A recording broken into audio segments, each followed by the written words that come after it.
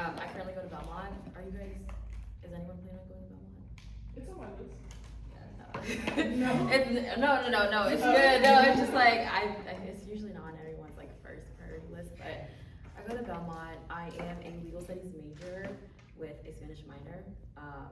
But even though I'm pursuing a law degree, I am president of my mental health club in Belmont. It's called Active Minds. So if you do end up going to Belmont, like, stop by, see me. But yeah, I think that mental health, I know we're discussing more of it like with Black people, but I think it's important for everyone to just be aware and take care of your mental health, because I think that it's a very essential piece of the puzzle in our lives. It makes us whole as human beings. So yeah, but looking at it through like the lens of Black youth, I know the prompt was generational trauma and social inequalities. I won't lie, when I saw the prompt, I was like, okay, like, this is it's a heavy topic. It's very deep. It's very rooted systematically in our country, unfortunately. When we think about generational trauma, like, I won't lie, like, the first time I've ever heard of it, like, I know when we talk about generational trauma, it's usually through like family, like your parents pass on trauma and like through them, but I know that when it comes to the Black community, there is like generational, like that aspect is very much deeply rooted in all the way back to slavery. An example of it is like, okay, generational trauma, when I research, it's like more of an umbrella term for certain topics like epigenetics, which is the theory that because of these experiences that past generations, like the harsh conditions, like literally DNA, like in Black people has been restructured because of those responses to these harsh conditions. So like a common example that like I know of is like when Black people run when they laugh. It can be cultural, but it's a common example when people say that because well, back in slavery, you weren't allowed to laugh. Essentially, like, you weren't allowed to show jovial expression on the field. So like that's where the laughing barrel comes about too, where slaves would, if they were to laugh, they would run and go to barrels to muffle their laughs. So it's like that theory, because again, that's a very harsh condition to be in, but that then passes down because it is traumatic experience, but it passes down through generations. Now, Black people run when they laugh. That's the theory. But on a more serious level, which not saying that isn't serious, but on a more serious level, when we think about medicine, like Black people and medicine and science, how there is a huge, how do I say it? There's a gap because there's a lot of distrust between Black people and science because, again, the system. When we think about a big one like the Tuskegee experiments, where 600 Black men didn't consent to a study. I think it was like 299 had syphilis and 301 didn't. I forgot what it was, the numbers exactly, but essentially they didn't consent to the study. They were tested on, tried on. The cure was found, and even afterwards, those with syphilis weren't able to have access to the medicine. Thinking also about Henrietta Lacks. I don't know if anyone's ever heard of her, but I think it was her cell, she had the first immortal cell line or something like that, and the medical industry made billions off of her, and her family received no compensation. So when we think about the medical innovations that came from an expense of Black people, of course that's gonna do, like, of course, and of course it's also when that type of unethical practice is done on a group of people, of course it's going to be embedded in the system where they create laws to protect that, and years and years and years of that in the system is so hard to undo, and it creates that gap between Black people and medicine. And I wouldn't trust people who are supposed to, a system that is meant to help me, but I see generations and generations of it not benefiting me. And even up until now, when you think about Black women and like maternal care for Black women, it's still extremely low. When you think about sickle cell disease, which is a very, very common disease in Black people, African American people, like it's still severely understudied, and so much more. So that's a more of an extreme level. Well, not extreme level. It's within our system. But when you think about generational trauma, that's one concept of it. But again, thinking about it from a family lens, like social inequalities and generational trauma ties into each other. We think about if you're poor, like you don't have the resources, unfortunately. And that is tied into, a lot of African American people are in lower income situations, and they don't have the resources. And again, when we think about it systematically, it's been set up that way where we don't have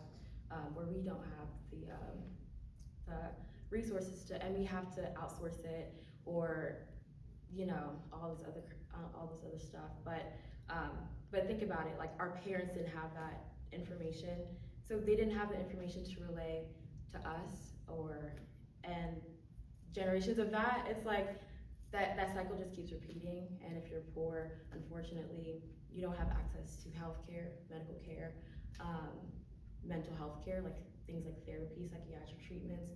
So then there's generations of individuals who go undiagnosed with things for a very, very long time. And then by the time you're an adult, it's like, I get diagnosed and then what? Like, it's like, I wish I had known. Like, for example, I just got recently diagnosed with ADHD and autism. If I had known that as a kid and got the resources for it, it's like, I think my life would have been totally different. But my parents growing up didn't have the resources to discover that or take care of that, and it just wasn't out there at the time for me, and I only had access through my college, and I had to find it myself, and like being able to get insurance. My parents started working, getting insurance. It's like, I wish I had that when I was younger, and that's the reality for a lot of people, which I think is why it's very, very important where these things are discussed. I have a lot of hope for our generation, honestly, because again, we have TikTok. That's like when I was starting on my mental health journey, TikTok was like my resource. I won't lie, because again, I didn't have the resources at the time. But I call it a great conversation starter. It's a very good ball roller for individuals to get the ball rolling on on whatever it is that they may need. And honestly, like a project like y'all are doing is such a great project. We do something similar in my club too, where we build, for Suicide Prevention Month, we build kits like this to give out to people, and we do a suicide prevention walk as well. And I things like this often are ball rollers and conversation starters. I think it's important, extremely, extremely important, that we continue having the conversation started, because unfortunately a lot of people don't know. And it was surprising going into college about how much free resources there are as well that we do not get taught. Back where I'm from New Jersey. So the trenches of New Jersey, but so learning that there's so many free resources out there, like through my college, we get free therapy, free psychiatry, free aid whenever anyone's experiencing a mental health crisis. And that's also there's also projects out here too. I can't remember the names off the top of my head, but there's resources out there, and I couldn't believe that there were free resources out there, and I just didn't know. And oftentimes going back to with social inequality, like thinking about if you're lower income, especially in the society we have, the capitalist society, a lot of people don't have the time to think about stuff like this. A lot of people, like I know my parents, my mom worked 2 jobs, my dad worked 2 jobs, was trying to, sorry guys, no you're good. Thank you. Yeah, of course. They worked 2 to 3 jobs trying to make ends meet, both of them. My mom works the night shift, sometimes would work the day shift, and my parents would then go off to school too, to do better for us. So unfortunately, they just didn't have the time to think about those things, and that's a very common reality for a lot of individuals who are in lower income, especially, yeah, it's very, very common. And even in school, we didn't talk about it a lot, but coming here and talking to people who are upper middle class, and they were like, yeah, like when I was 7, I had to go to therapy, and I was like, what? Like, I was like, wow, it's just the gap is astounding, and especially as the middle class that gap starts to shrink, and the lower income and upper middle class gap continues to widen with the current economic status. Yeah, it's getting even worse. But I do think that because of the media, because of like I said, TikTok, Instagram, Google, like there are resources out there that people can access a lot more better now. I just think the issue now is because it's so monetized. Therapy, healthcare, and everything like that. But there are projects out here that are doing good work. But again, I just say sorry y'all. It's okay. I just lost my train of thought. But yes, like I was saying, projects like these are great. A lot of schools, I know Belmont is starting to expound their therapy. I think they're trying to do like a music therapy kind of thing. I think it's either on Music Row or something like that with kids. I believe it's like teens in the Metro Nashville area. I have to verify that actually. But yes, we're trying to do like a music therapy kind of thing, because there's so many avenues of therapy. There's talk therapy, not EMT, EMDR, and like other things. But yeah, it's super, super, super important, not just for the Black community, but us, the youth, to kind of just break those generational traumas. And honestly, I think the best thing that we can do with the mental health is just talk about it.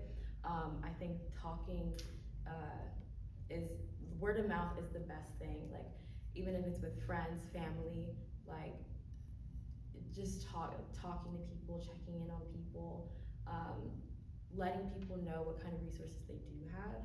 Because unfortunately, like a lot of people, people don't know. A lot of it is people just don't know what it is out there, and I think it's just so important that we talk about it, post it, comment about it. I don't know, just talk about it. I think like that's the most important thing.